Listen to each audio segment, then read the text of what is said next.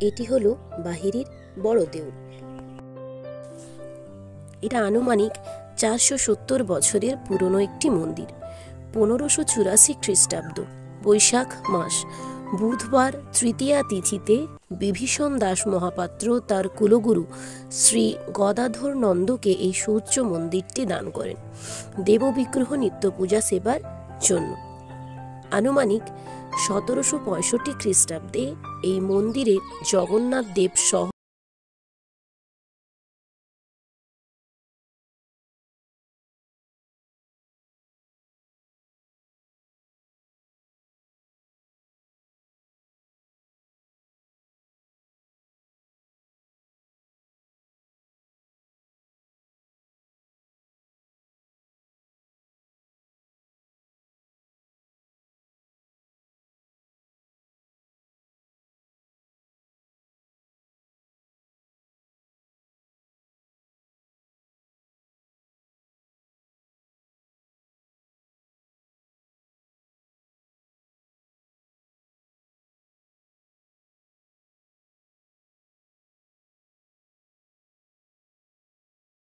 চারটি লম্ফমান সিংহ।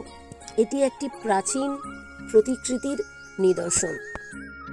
মন্দিরটির পুনর্নির্মাণ করা হয়েছে পশ্চিমবঙ্গ সরকার কর্তৃক।